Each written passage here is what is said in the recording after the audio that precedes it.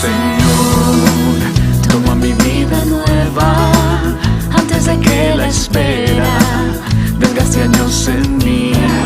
¿Cómo les va?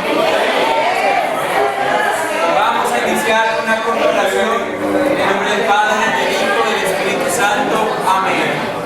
Los invito a que cerremos nuestros ojitos y nuestra boquita. Muchas gracias. Y vamos a ponernos en la presencia de Dios. Amado Padre, yo te quiero agradecer por esta mañana, te quiero agradecer por tenernos en este lugar, por traernos nuevamente a conocer de ti, a amarte más, a seguirte. Te quiero agradecer porque eres tú quien nos convoca, nos llama. Te doy gracias por cada una de las personas que están en este lugar, que les has dado la gracia de responder a tu llamado. Son tus discípulos misioneros.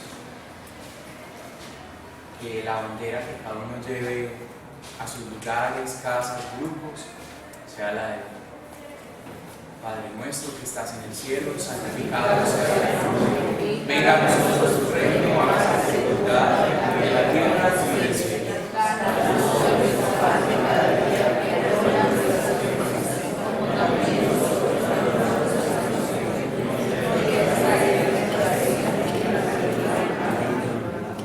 Salve María, llena eres de gracia, el Señor es contigo.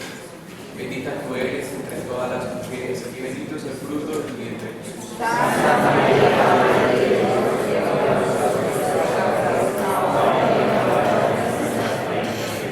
gloria al Padre, gloria al Hijo y gloria al Espíritu Santo. Gloria al Padre, al Hijo y al Espíritu Santo. Amén. Bueno, entonces, ¿en qué habíamos quedado el sábado pasado? ¿Cómo les fue? ¿Les fue bien o no les fue bien? ¿Sí o no? No me digan que estuvieron confusos. Un poquitico confusos. Yo me imaginé, esas cosas pasan, como dice un amigo, son cosas que pasan. Bueno, hoy tenemos una exposición sobre los 4 versículos, ¿cierto? Sobre 4 versículos que nos van a dar la entrada a la parte número 1 del cierre de este módulo. El próximo sábado es nuestro último encuentro y será la parte número 2 porque pues hoy empezamos como con el cierre del módulo, pero se dividirá en 2 encuentros, en este encuentro y en el siguiente. En este encuentro ustedes darán la entrada y yo ya iré complementando y cerrando pues este primer módulo.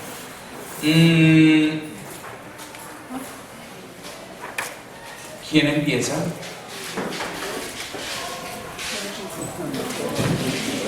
Ay, pero no todos, por favor. Qué participativos. Juan 1:18. A ver a Juan 1:18.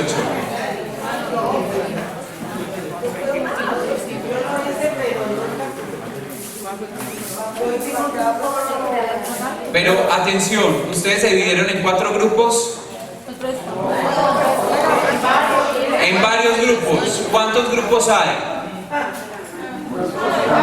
Representante de cada grupo que me levante la mano, mejor dicho. Representante de cada grupo. Un grupo, 2 grupos, 3, 4, 5, 6, 7, 8, 9. Wow, esto es bastantes grupos, ¿cierto? Bueno, entonces hagámosle, empecemos por acá. Empecemos por acá y ahí, bueno, vamos como complementando y vamos mirándoles.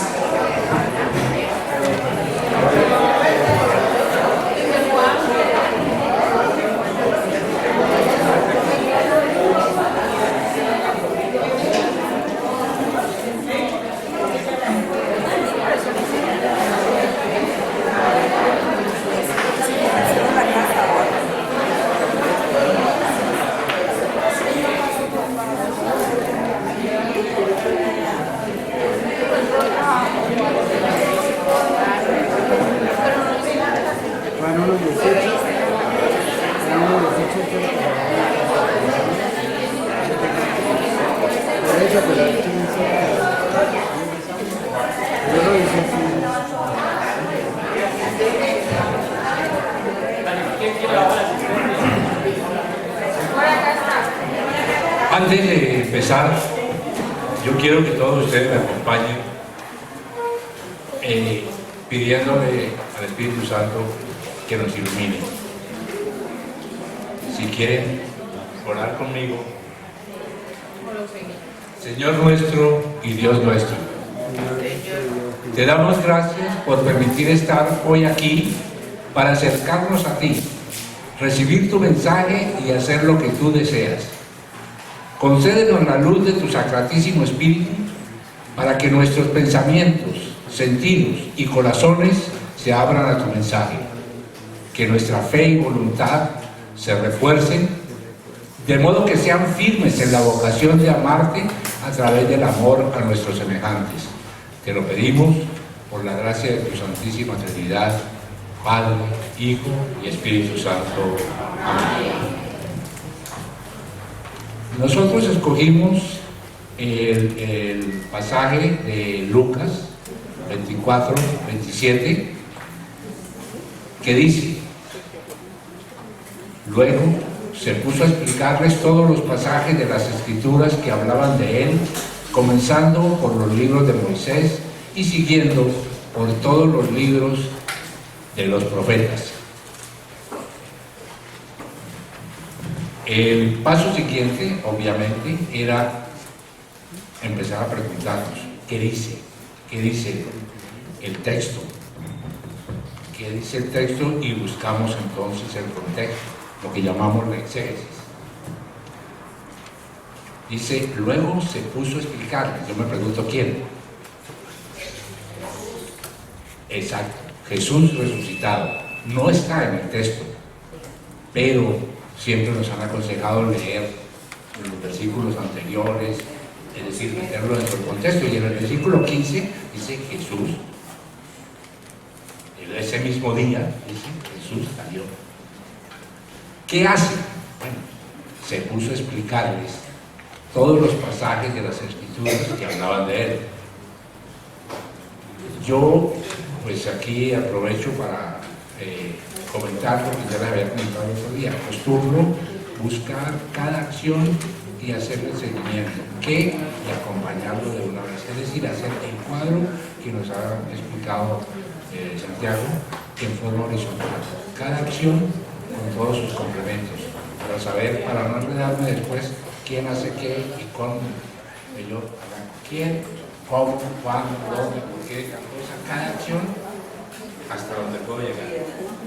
Entonces, ¿quién? ¿Qué hace? Explicar. ¿A quién? A Cleofás y otros discípulos. Tampoco está aquí en este texto, pero está en los versículos 13, ¿sí?, a 18. 13 y 18. ¿Dónde? ¿Dónde hace esa acción de explicarles? En el camino hacia el pueblo de Maús. Lo mismo, está en otro de los versículos. ¿Cuándo? En otro de los versículos, como les decía, dice el domingo de la resurrección, porque dice ese mismo domingo y viene hablando del domingo de la resurrección. ¿Y cómo lo hace? Comenzando por los libros de Moisés y siguiendo por todos los libros de los profetas. No sé si alguno de los compañeros quiere agregar algo más.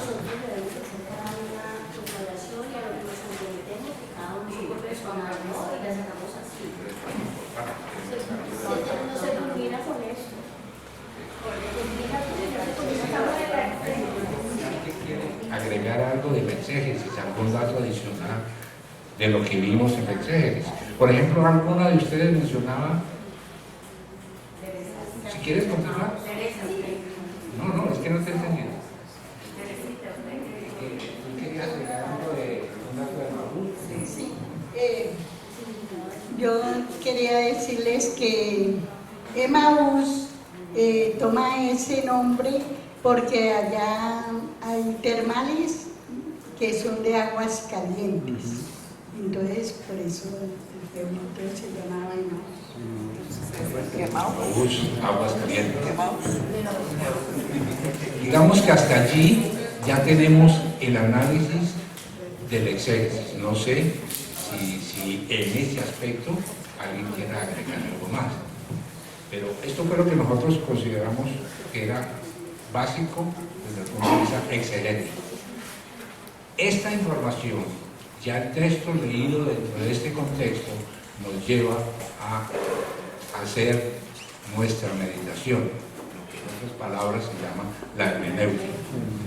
Y encontramos básicamente tres mensajes principales. El primer mensaje que encontramos es: Jesús nos ama a todos, nos busca para corregirnos y orientarnos. No sé también si alguien en ese mensaje, porque es que vemos que los discípulos estaban confundidos, estaban tristes, y Jesús se acerca a ellos. Eran personas que incluso, pues hasta donde se sabe, no eran de los cercanos a Jesús, y Jesús los busca para explicarles y aclararles para que no estén confundidos. Ese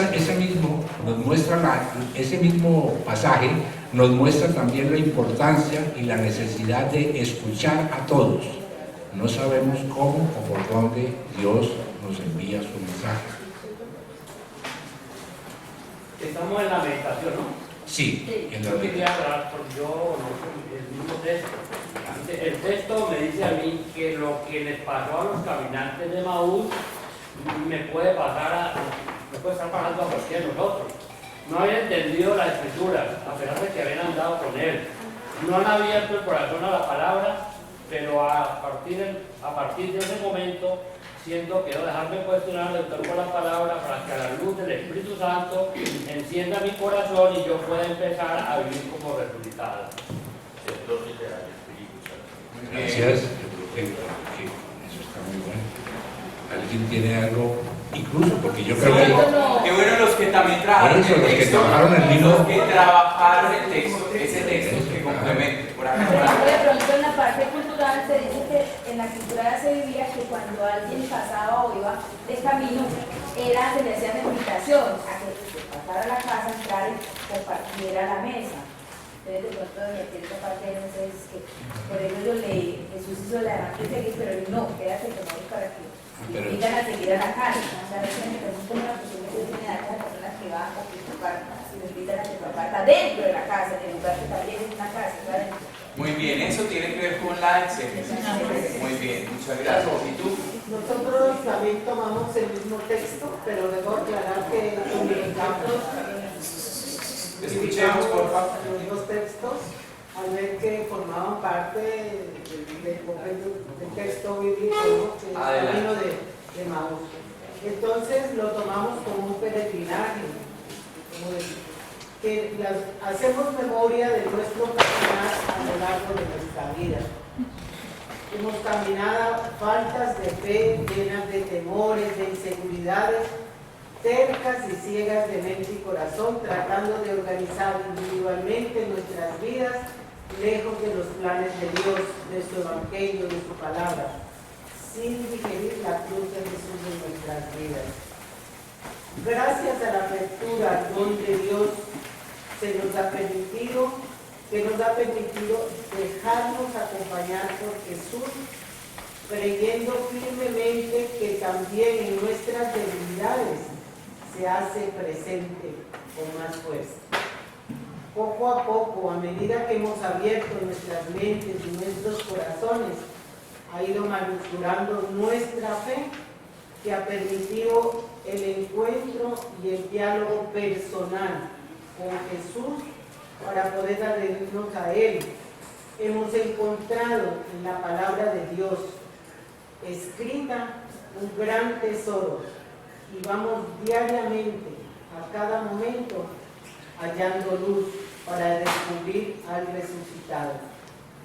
Precisamente, al igual que a los discípulos, la interpretación de la Escritura por parte de Jesús es lo que ha encendido nuestro corazón y hoy nos permite reconocerlo como resucitado, como ser viviente, ser glorioso que está caminando con nosotros. O sea, lo tomamos como un peregrinaje de nuestra vida. Esa es la meditación. La exégesis. Esa es la exégesis. No, esa es la exégesis. Recordemos, atención, que no podemos seguir confundidos con esto. La meditación, la hermenéutica, es toda esa parte de reflexión que tú haces con el texto de tu vida. Pero la exégesis tiene que ver con ese dato histórico que nos dan acá, tiene que ver con esos personajes que nos dan, tiene que ver con cosas que nosotros no sabemos si no las consultamos en un pie de página o si no las sacamos con lupa, como acciones, verbos, personajes, ese tipo de cosas, ¿cierto? Entonces sigue siendo diferente. Eso que tú hiciste ahí, que ustedes hicieron ahí, es hermenéutica. No, es que yo te digo que esa es la hermenéutica que nosotros hicimos, que tomamos los dos textos bíblicos como un peregrinaje, pero lo llamamos. ¿Y cuál es la exégesis? Por favor.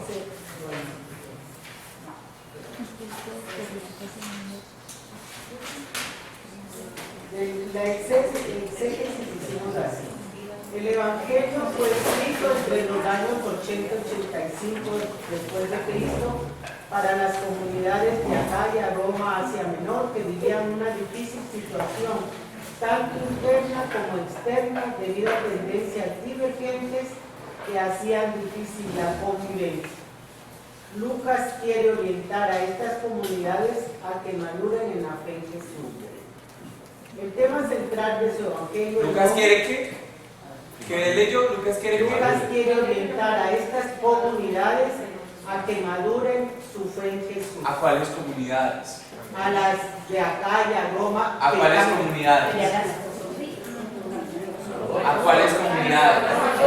No, si estamos en la exégesis no hay actualización del texto todavía. ¿A cuáles comunidades? A las de esa época. ¿Y quién escribió esto? Lucas les escribe a estas comunidades. Lucas les escribe a estas comunidades. Excelente exégesis. Excelente lo que estás leyendo. Es excelente. El tema central de su evangelio es la obra y la persona de Jesús. Los destinatarios son las personas preferiblemente pobres, marginados, pecadores públicos, mujeres humildes. Lucas quiere que comprendan que Jesús vino para ellos, trayendo justicia y liberación. Nos muestra a Jesús en camino de viaje con los discípulos rumbo a Jerusalén. Estos dos pasajes que hacen parte del texto, del capítulo 24, versículos del 13 al 35, conocido como los discípulos de Maús, nos muestran a un Jesús resucitado que se presenta a dos discípulos que salían de Jerusalén e iban entristecidos, sin ilusión, desesperanzados, con los ojos cerrados, alejándose de su comunidad de hermanos hacia la población de Maús. Jesús, haciéndose el contradizo, camina con ellos, se manifiesta en su palabra. Les repasa la historia de la salvación para hacerles comprender el misterio de la cruz. ¿Por qué dices que les repasa la historia de la salvación? En el sentido de que comienza desde Moisés, ¿no es cierto? La historia de la salvación comienza en Génesis, pero les refuerza la parte de Moisés, hasta llegar a los profetas, que es prácticamente una historia de repaso del pueblo de Israel a medida que avanzaba por el desierto. Es una historia, se presenta como un salvador. Muy bien, ¿ustedes están captando este mensaje todos? Sí. Sí están captando el mensaje, porque no es gratuito que hable de Moisés. Lo que está diciendo es que fue a la historia del pueblo, o sea, les está contando toda la historia del pueblo, de alguna manera. Les tocó las fibras. Así es, sí, como judíos les tocó las fibras, porque para un judío Moisés es supremamente importante, supremamente importante. Dice, ilumina el sentido de la cruz y les presenta una nueva luz sobre ella. Les explicó lo que decían de él las escrituras. Les hace vivir el momento cumbre del proceso de la revelación del sentido de la cruz, señal de vida y esperanza. Muy bien, dejémoslo hasta ahí. Pregunta, ¿de dónde sacaron ustedes esa información? De cantidad de Biblias. Bueno, yo tengo como 5, del internet y echándole cabeza qué nos decía el texto bíblico. Muchas gracias. Excelente. Excelente. Muchas gracias. ¿Qué más tiene ese mismo texto? Ahí atrás. A ver, nosotros hicimos lo mismo que ella. Cogimos como una mala persona, cogimos los dos testigos, juntamos, lo leímos y en la lectura sacamos esta conclusión. Nosotros hicimos la cartulina también. Estos dos discípulos volvieron de Jerusalén a su casa y a su trabajo en el pueblo llamado Emaús. Pues vieron muertas sus esperanzas de liberación del pueblo de Israel de la opresión del pueblo romano, porque esa era la esperanza que ellos querían. Ellos veían a Jesús como el liberador del pueblo, no de la parte espiritual, sino de la parte material. A estos dos hombres, al menos de que se trate de una pareja, uno sin nombre y Cleofás el otro, esposo de María, la madre de José y Santiago, que estuvo cerca de la cruz acompañando a la madre de Jesús. Esto lo dice Juan en el capítulo 19, versículo 25. La esposa de Cleofás estuvo allá. Por ahí he visto algunos nuevos escritores que opinan que ese discípulo desconocido es la esposa de Cleofás. Y si vamos a la historia, pues es posible, porque siempre el marido y mujer andaban para todas partes. Es probable que sea así, ¿no? En el camino Jesús se les acerca, ellos conversan con él, hablan de los acontecimientos sucedidos en Jerusalén con la muerte de Jesús 3 días antes. Pero estos dos personajes no saben quién es él, no lo reconocen, no lo ven como era. Jesús, algo desconcertado, les dice lo poco que entienden y los tontos que son. Luego les explica nuevamente las escrituras, comenzando por el Pentateuco, el libro de Moisés y los libros de los profetas, y les comenta que tenía que ser así, que el Mesías padeciera para entrar a la gloria de Dios. Ver Isaías 52, 13, 15, donde dice: veréis a mi siervo prosperar, será enaltecido, levantado y exaltado sobremanera. Del mismo modo que muchos quedaron asombrados al verlo, pues tan desfigurado estaba que no parecía un hombre, ni su apariencia era humana. Así se admiran muchas naciones, ante él cerrarán los reyes la boca, pues verán lo que nunca le contaron y descubrieron lo que nunca oyeron. Hasta ahí la profecía de Isaías, la parte de aquí. Siendo ya tarde y peligroso los caminos, los dos discípulos invitan a Jesús a quedar. Pablo, perdón que te interrumpa. De lo que consultaron ahí, algo que tú no sabías en esa investigación que hicieron, en esa lección, dentro de esa pericopa, Pues nosotros dentro de ese versículo. consultamos que la Biblia, pues yo ya menos ya había tratado de la cuestión de la pareja, ¿no? De la pareja que cree que el otro discípulo sea la esposa de Cleofás. Y pues esto el versículo de Isaías también lo conocía.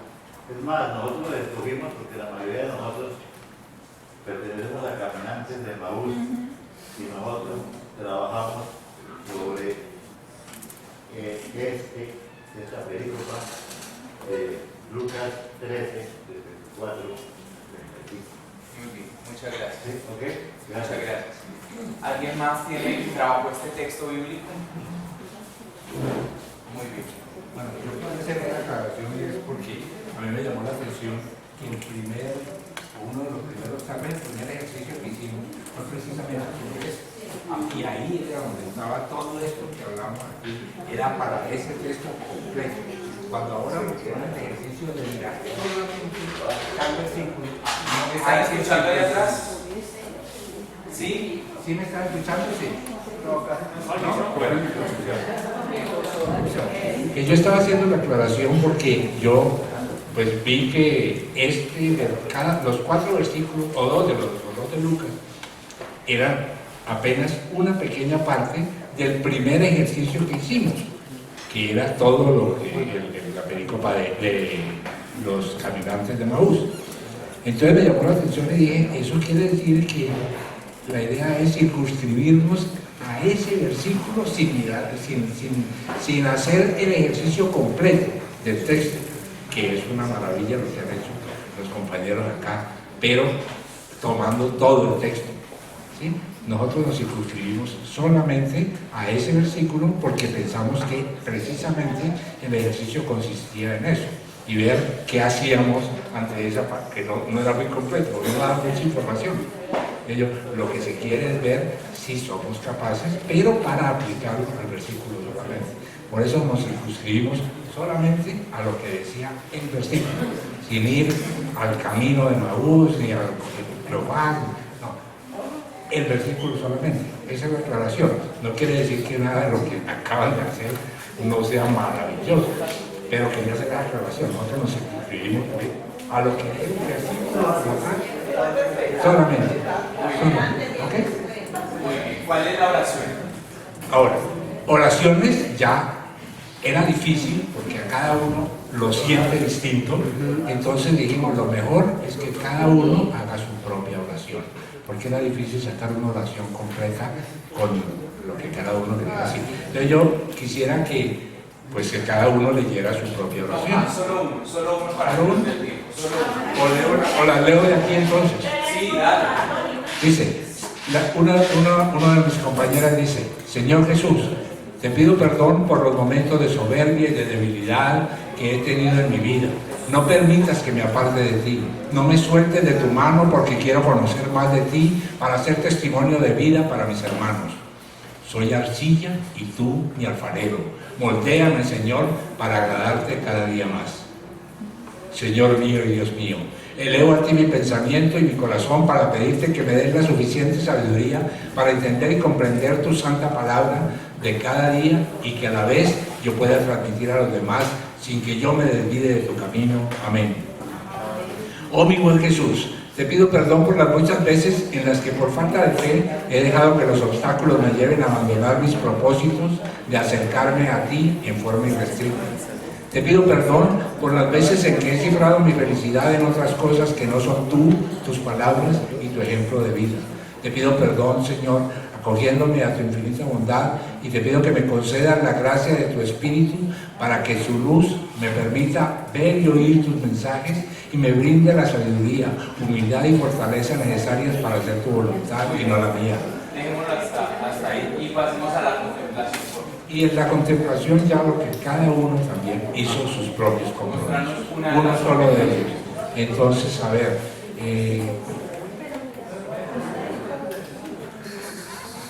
¿cuál escogemos? Cualquiera. Conocer cada día más a Jesús es un compromiso, haciendo la lectio divina a diario de las lecturas o pasajes que para cada día de la semana me sean recomendados por el misal o por mi párroco, y tender listado para desarrollar mi lectio cada noche, la que corresponda al siguiente día. Y el segundo compromiso es proclamar la palabra, tanto cumpliendo la tarea como lector en la parroquia, como tratando de recordar en todo momento el mensaje de San Francisco: vayan y evangelicen, y si es necesario, hablen. Es decir, tratar de ser para otros ejemplo de vida en el Señor. Bien, muchas gracias. Muchas gracias.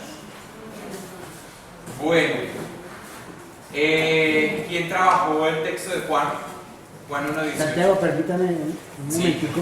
Es que el Señor habla ahí de los dos, de la pareja que iba en camino. Se identifica a uno y al otro no se identifica. Él dice que posiblemente era Cleofás, ¿sí? Sí, yo escuché una vez al padre Alfonso Hurtado Galvis en una prédica que él daba, que decía que cuando en la Biblia nombraba a una persona y la otra persona iba de incógnito, que esa persona podía ser nosotros, la persona que estamos escuchando. También es válido, también es válido. Lo que pasa, atención, escuchemos porfa, que hoy estamos con muy poca escucha. Lo que pasa es que un texto puede tener diferentes perspectivas, de acuerdo, o sea, la exégesis de un texto puede desarrollar diferentes teorías de ese mismo texto y de ahí pueden salir diferentes hermenéuticas de ese mismo texto. Nosotros no estamos en capacidad para hacer eso. Nosotros estamos en capacidad de sacar una hermenéutica diferente, pero a partir de una exégesis que leamos, porque nosotros no tenemos la capacidad de hacerle exégesis al texto. ¿Sí me hago entender? O sea, nosotros extraemos la exégesis del texto, mas no la investigamos y la realizamos. Pero en diferentes investigaciones pueden dar diferentes resultados. Por eso, hacer una afirmación es la esposa de Cleofás sería una afirmación muy cerrada. Entonces, una de las posibilidades es esa, otra de las posibilidades es esta, ¿cierto? De acuerdo a las investigaciones que se han desarrollado, de acuerdo a ese texto. ¿Listo? ¿Tú? Nosotros trabajamos los 4 textos y porque era como un hilo, ¿verdad? Entonces, no sé si... Adelante, adelante. Hagámosle a los 4 y entonces ahí vamos aportando la misma dinámica, ¿listo? Ahí vamos aportando todos.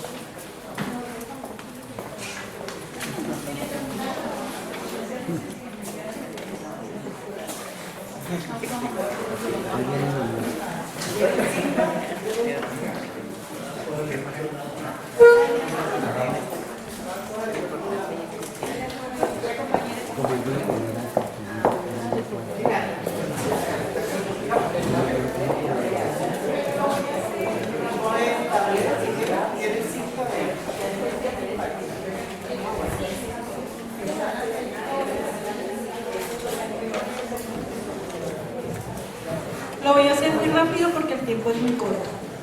En la primera, en Juan 1:18, entonces ustedes ya saben cuál es el texto, que es los personajes, el verbo, el lugar, lo que nos dice el texto, lo que nosotros entendemos, luego ya lo de la hermenéutica, la exégesis, la oración y el compromiso. Entonces, en el primero dice que es Dios, Hijo unigénito, y nos habla de Jesús.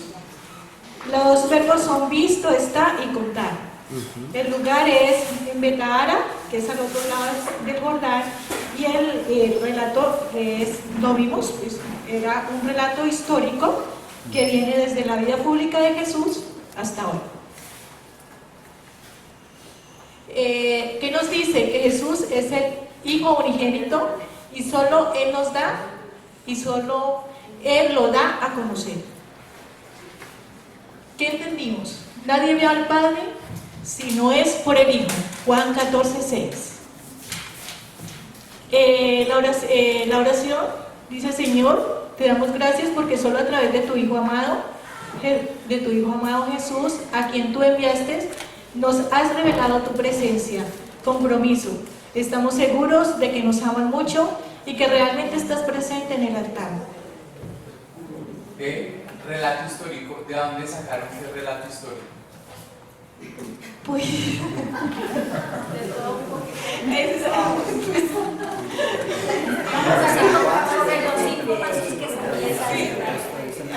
Pero ¿de dónde sacaron que ese texto es un relato histórico? Eso lo concluyeron ustedes. Sí, lo concluimos nosotros porque... Recuerden que eso no lo pueden concluir ustedes. No. Eso ya viene hecho. Sí, porque eso es porque decía que según las escrituras... Sí, pero eso es otro versículo, otro evangelio diferente a Juan. O sea, Juan es una cosa, Lucas es otra cosa, ese versículo es una cosa, el versículo de Lucas es otra cosa. Sí, leyendo el Entonces, texto. ¿Quién tiene internet en el celular en este momento? Para que internet en el celular, para que porfa me busque en Google el capítulo 1 de Juan, qué género es, qué género literario es. ¿Listo? Porfa. Porque pues me disculpan con la corrección acá, pero igual no sirve como ejemplo. ¿Por qué? Porque uno no puede ser tan deliberado y como que ponerle el género. ¿Sí me hago entender? ¿Qué género literario es Juan capítulo 1? ¿Qué género literario es Juan capítulo 1? Listo. Mientras tanto, adelante.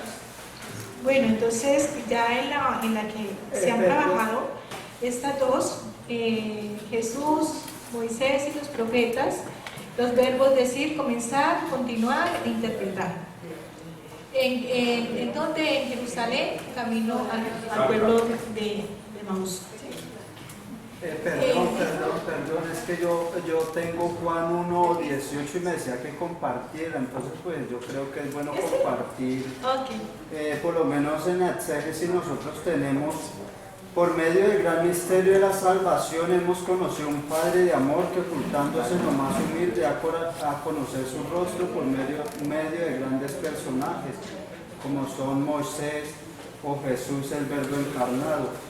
En la Biblia la expresión Hijo de Dios no tenía sentido trascendente y podía designar bien a un miembro del pueblo de Dios, bien a su rey o al justo perseguido que espera auxilio de Dios. También Juan adopta la expresión unigénito. Entonces en Osea nos va a hablar el número de los hijos de Israel, serán como arena del mar. O el Salmo voy a anunciar el decreto de Yahvé. Él me ha dicho, tú eres mi hijo, yo te he engendrado hoy. O el Mateo también, que nos habla de las tentaciones que tuvo Jesús en el desierto, las tres. La piedra que le pide Satanás que la convierta en pan, o que se lance de lo alto, o también que lo adore. También vamos a encontrar en la primera de Juan 9, en esto se manifestó el amor que Dios nos tiene, en que Dios envió al mundo a su Hijo único para que vivamos por medio de él. Eso fue la exégesis. Muy bien, esa exégesis está muy buena, muy buena. ¿Listo? Y por acá, esa es primera Juan, no es Juan 1, sino que es primera Juan, por eso ¿no? Ya encontraron por ahí Juan 1, una cosa es primera de Juan y otra cosa es Juan capítulo 1.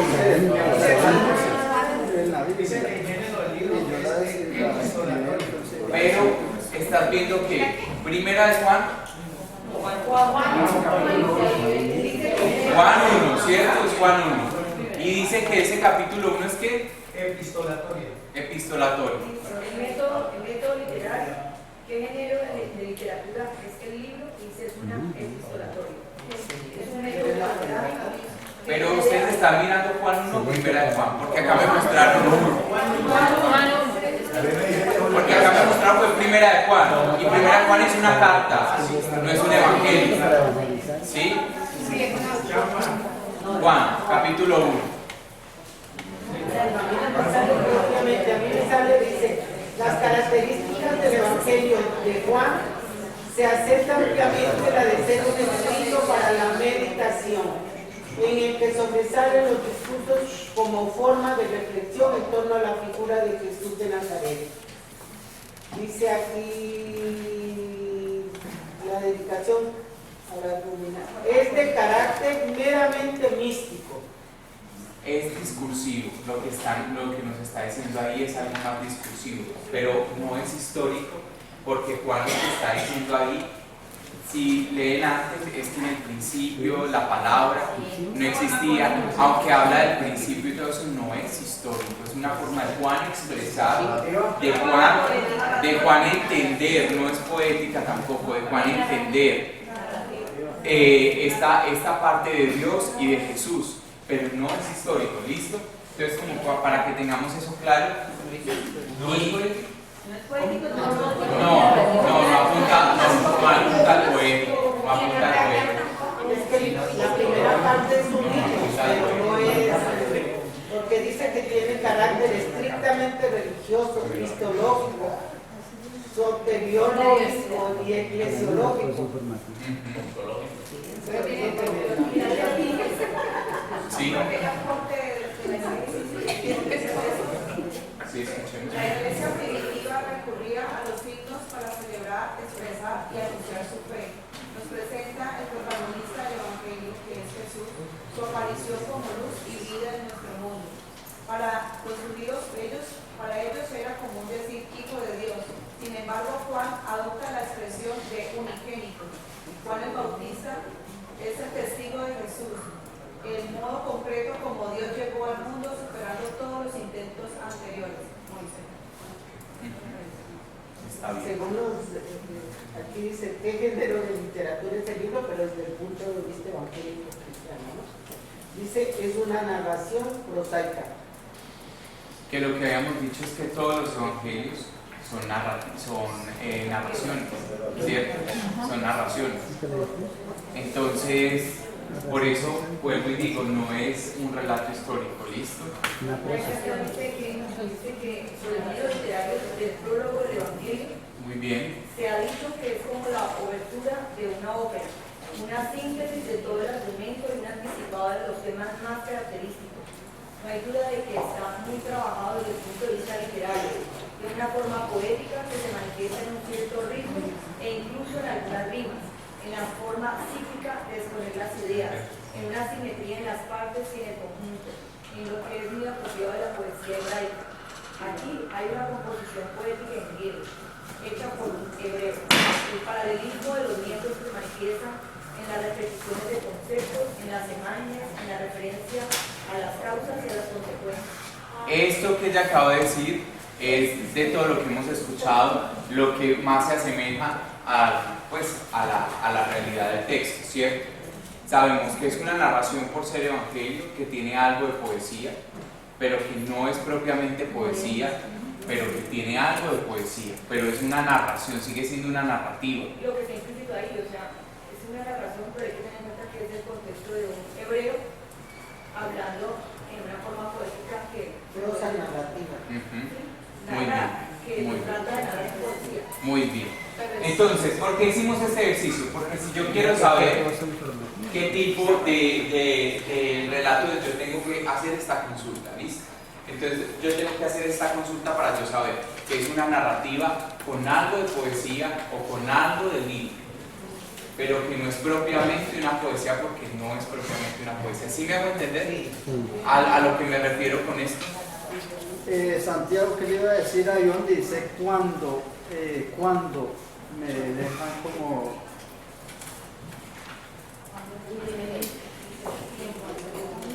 ¿En dónde está el cuándo? Que me hablaba como de Saba o qué era lo que decía. Estaba en otro lado. Es decir, yo escribí cuando en el principio, no sé si me quedó bien o mal ahí, pero porque ahí si uno se va a leer dice en el principio y entonces yo desde ahí, ¿dónde? En el seno del Padre, porque ahí sí no especifica que él estaba en el seno del Padre, ¿no? Entonces yo coloqué así, en el principio, cuándo y dónde en el seno del Padre, no sé si... Sí, está bien, pero la realidad del texto, como tal. Es que en la nosotros sacamos los personajes y solo nos apareció Juan, porque él está relatando eso, más ellos no son los protagonistas. Y fue lo que tú nos explicaste aquella vez que hiciste como la obra ahí al frente, de que él hablaba de aquellas personas, más esas personas no estaban presentes en el momento, ¿sí? Entonces no sé si estamos mal en pensar de que Dios y Jesús no hacen parte como tal de los personajes de versículo. Hacen parte de los personajes hablando en la narrativa como tal, pero recuerden que hay dos realidades del texto, la narrada y la parte ya del que la redacta, del autor como tal. Entonces son esas dos realidades. Acá me hablan de Juan, que es el que escribe, ¿cierto? El redactor. Por acá me hablaban de algunos tiempos históricos, esa es la realidad en la que se escribió el texto, y otra cosa es la realidad narrada. En la realidad narrada ya está en el principio, el seno del Padre, el unigénito. Entonces tenemos que diferenciar las dos realidades. Bueno, que las dos hacen parte de la exégesis. Pero entonces yo puedo decir, no, la realidad del texto es Juan en el año tal, lo que quiere hacer es un tipo prosa, lo del hebreo, del griego, que me decían por aquí, bueno, puntos suspensivos, pero también la realidad de lo narrado como tal, que por allí no lo decían. Y la realidad de lo narrado es que es en el seno del Padre, que es al principio, que es el unigénito. ¿Sí me hago entender? Son dos capas del texto. La capa redaccional, de historia, de autor, y la capa que nosotros hoy vemos, que es la capa de lo evidente. ¿Qué es lo evidente? Lo narrado. Lo que estamos trabajando, por decir algo. Estamos trabajando ambas capas. Ambas capas porque las dos hacen parte de la exégesis. Hay que trabajar las dos. Entonces por acá me dice Dios, Hijo unigénito, Jesús. Eso tiene que ver con la capa narrativa, ¿cierto? Lo evidente. Pero ¿qué es lo que está de fondo? Entonces lo que está de fondo es, bueno, ya sabemos que no es lo del relato histórico, ¿cierto? Desde la vida pública de Jesús hasta hoy, digamos que esta parte de la exégesis no quedó buena, pero lo que hemos dicho ahorita, lo que han aportado ahorita ustedes, ha complementado esta parte de la exégesis, que es la otra capa del texto. Yo veo esta silla y yo sé que es gris, que tiene diferentes tonalidades de gris. Esa es una realidad de la silla, pero ¿cuál es la otra realidad de la silla? ¿Para qué sirve? ¿Quién la hizo? ¿Dónde la fabrican? ¿Los materiales? ¿La empresa en donde se hace? ¿Cierto? Esa es la otra realidad de la silla. Entonces, que vuelvo a la parte hermenéutica, que es a mí lo que me interesa, que eso nos quede claro en este módulo. La parte hermenéutica es, ¿qué es esta silla? No es gris, esta silla sirve para sentarse, para estudiar, está acolchada, bueno, no sé. Pero ya luego, bueno, listo, ¿y qué hay detrás de esa silla? Unos fabricantes, se llama, qué sé yo, Fábricas Unidas S.A., que da vía Jumbo, no sé si me hago entender. Entonces ahí es donde ya me voy dando cuenta de la otra realidad de la silla. Lo que está meramente aquí, lo que yo interpreto, es la hermenéutica, pero lo que hay detrás de esa silla es la exégesis. Primero tengo que irme a consultar la realidad que hay detrás de esa silla para ya luego poder tener una interpretación más completa de la silla, ¿cierto? Entonces ahí yo digo, no, es que el material es no sé qué, carbonato de no sé qué, claro, pero yo eso, acá en la mera evidencia yo eso no lo podría decir. Yo puedo decir lo que se ve aparentemente.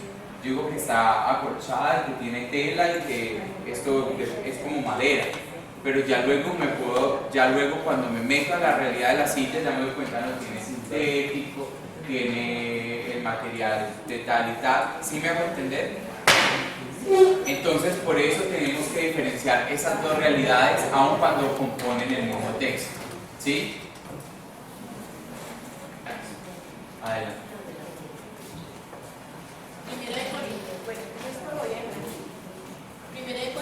Primera de Corintios 12:30. Entonces aquí están los apóstoles, los profetas, maestros, estamos todos. Habla de curar, hablar y explicar. Luego, pues aquí entonces es lo mismo y acá, no sé, ya sabemos. Pues todos tenemos diferentes carismas, pero lo más importante es el amor y la caridad por el hermano. Pues así rapidito para que vean. Entonces dice, gracias Señor por la palabra revelada, enséñanos, instruyenos en tus caminos, danos la capacidad de poder entender que el amor, la caridad y el respeto por nuestro hermano es lo más valioso de nuestro estilo de vida, aun teniendo dones y carismas dados por ti. Que compartamos estos dones y carismas con amor y sencillez. Cuando llegamos a Lucas 24:32, al unir esto, entonces nos llevó a Efesios 3. Efesios 3, del 1 al 14, habla de la misión. En lo que dice en la Biblia, ¿no? Y del 14 al 21 nos dice, familia es todo grupo social. Y termina, el cristiano recibe la plenitud de la vida divina de Cristo y entra en la plenitud del Cristo total. A eso nos llevó al final. Y que es luchar, perseverar, aunque el padre nos explicaba esta mañana que estos textos, yo no lo entendí, no nos podía llevar a otros, no sé, algo así, pero nos llevó a eso, luchar y perseveración.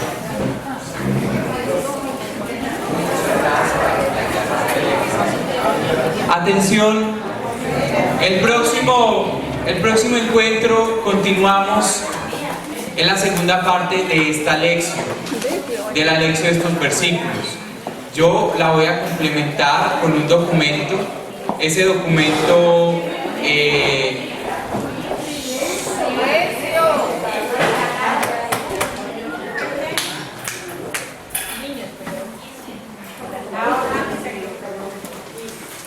documento que yo les voy, no se los voy a dejar ya, sino que ese documento se los traigo el próximo sábado.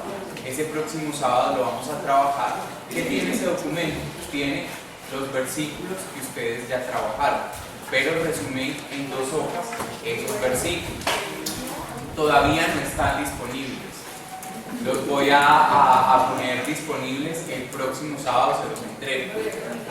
Y la finalidad de esto, como ustedes ya se han dado cuenta, es que los 4 versículos hablan sobre la palabra. Hablan sobre la palabra. Y por eso es el tema de cierre de este módulo número 1. ¿Por qué? Porque a través de estos versículos nos vamos a dar cuenta que la palabra, la hermenéutica y la exégesis datan desde la Biblia, no desde ahora, desde la Biblia. Y lo vamos a ir descubriendo entre todos. Me alegra mucho los que trajeron la cartelera, los que no, igual la vuelven y los que hoy no expusieron la vuelven y la traen por favor el próximo sábado. Los que ya expusieron, muchas gracias por hacer el ejercicio. Hay ejercicios que, hay unos que quedan más completos, hay otros que les quedan faltando otras cosas y hay otros que de pronto hicieron el ejercicio equivocado. No importa, escuchen, no importa. Lo ideal de hacer el ejercicio es lanzarnos, tenemos que tirar al agua. Si no nos tiramos al agua, no vamos a aprender a hacerlo. Listo, no vamos a aprender a hacerlo. Después de, con la última encuesta que vamos a tener, con eso vamos a estar preparados para el módulo 2. Yo ya les dije en el módulo 2 cuáles son los libros o las copias que necesitamos. Eso ya se los dije hace 15 días, ¿listo? Porque con eso empezamos el próximo módulo. ¿Listo? Muchas gracias. Donde los hombres necesiten tus palabras, necesiten ganas de vivir. Donde falte la esperanza, donde falte la alegría, simplemente por no saber de ti.